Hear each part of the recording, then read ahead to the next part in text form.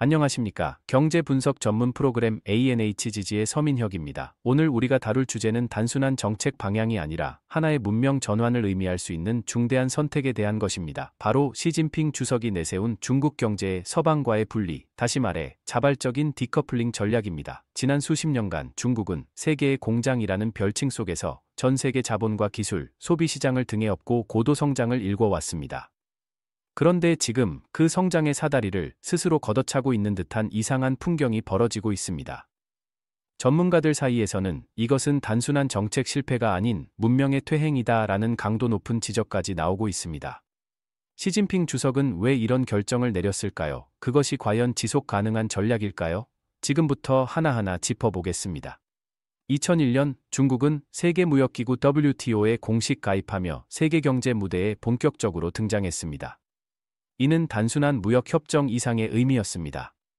당시 중국은 자동차, 통신 장비, 중공업 설비 등 거의 모든 분야에서 외국산 제품에 의존하고 있었고 자국 제품의 품질은 현저히 낮았습니다. 그러나 워소 가입 이후 서방 기업들의 자본과 기술이 대거 유입되었고 중국은 모방에서 창조로, 조립에서 설계로 나아가는 데 성공했습니다. 애플, 퀄컴, 보쉬, 도요타 등 글로벌 기업들은 중국을 생산기지로 삼았고 중국 역시 이를 통해 인프라와 산업망을 빠르게 정비할 수 있었습니다. 이러한 상호 의존적 구조는 중국에게만 이익이 된 것이 아닙니다.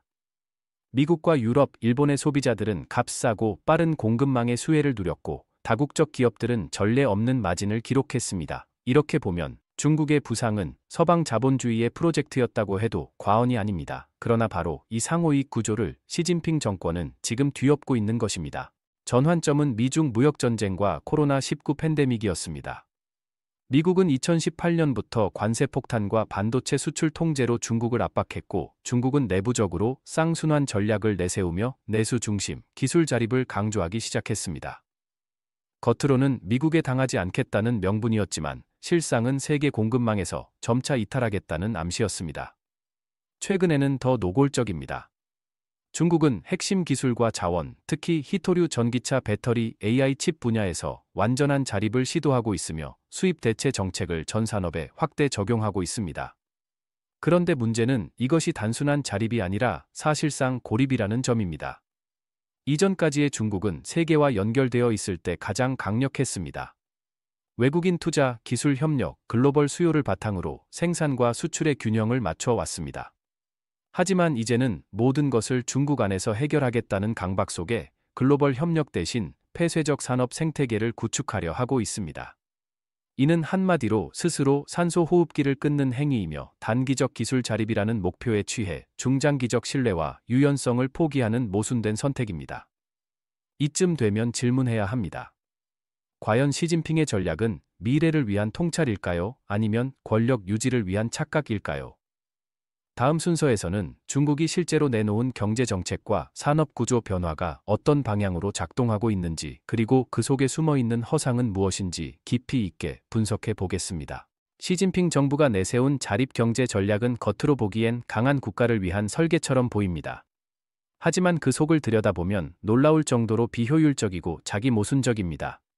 특히 중국몽의 실현이라는 이름 아래 추진된 중국제조 2025는 그 대표적인 사례입니다. 이 전략은 반도체, 항공우주, 전기차, 인공지능 등 10대 핵심 분야에서 수입 의존을 없애고 중국 내부에서 모든 걸 해결하겠다는 목표를 담고 있습니다.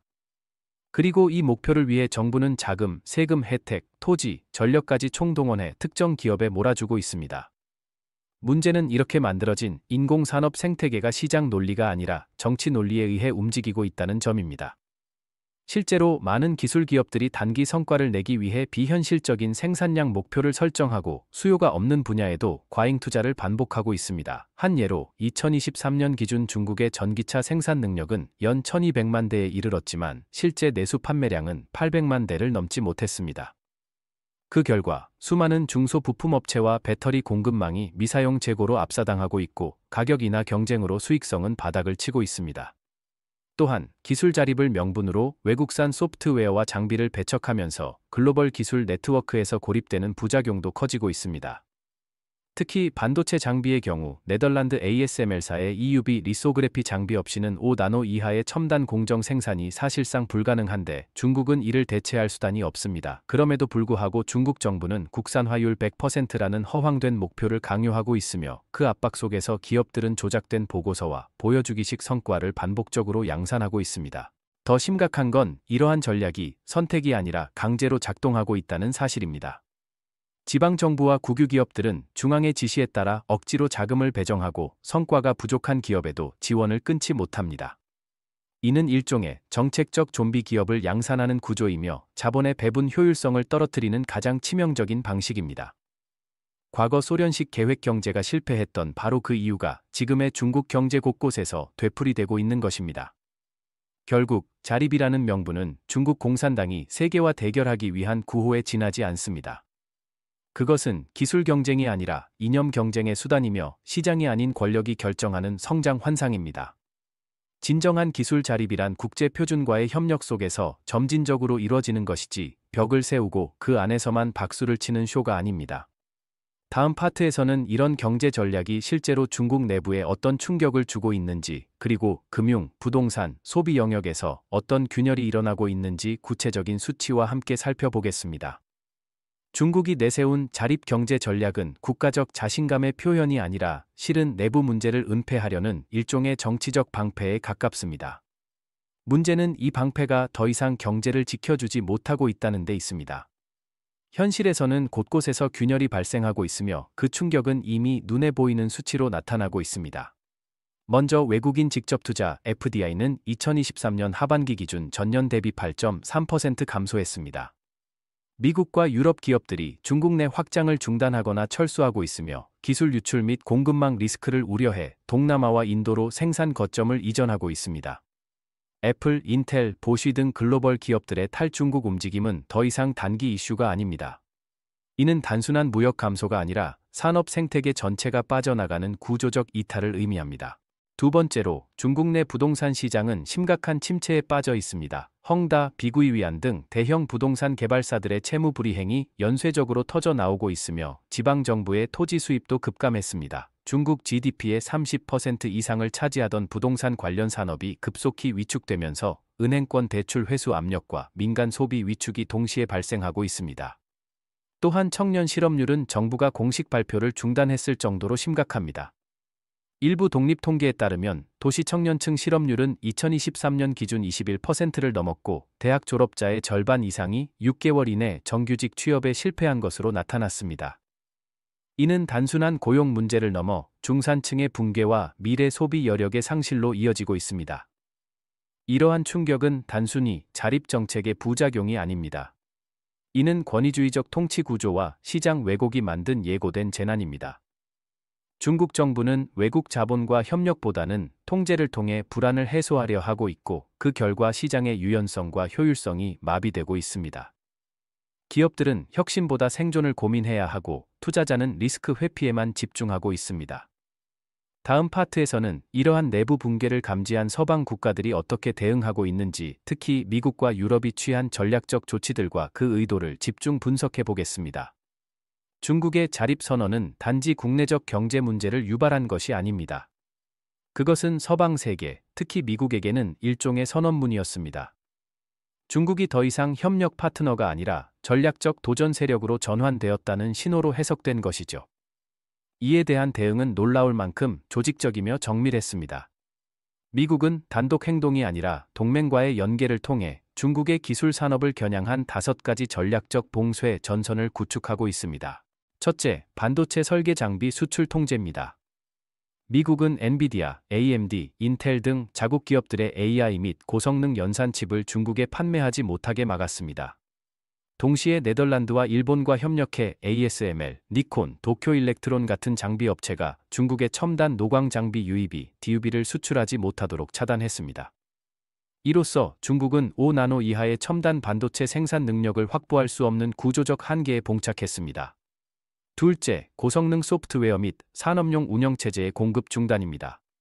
중국은 여전히 윈도우, 리눅스 기반의 운영체제, 오토데스크 시멘스 같은 산업용 설계 툴에 의존하고 있습니다.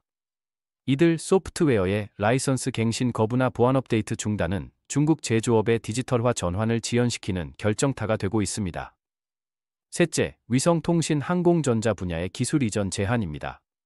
중국이 항공기 부품, 항법 장비, 정밀 센서 등을 국산화하지 못하고 있는 가운데 미국은 ITAR 국제무기거래 규제 체제를 활용해 제3국까지 기술 차단 범위를 확대했습니다. 넷째, 인재 둔외 유입 차단입니다. 미국과 영국, 호주 등은 중국 출신 유학생들의 첨단 과학기술 전공 진입을 제한하고 있으며 AI 양자 컴퓨팅 항공우주 분야에선 포닥과 연구직 기회도 점차 줄어들고 있습니다.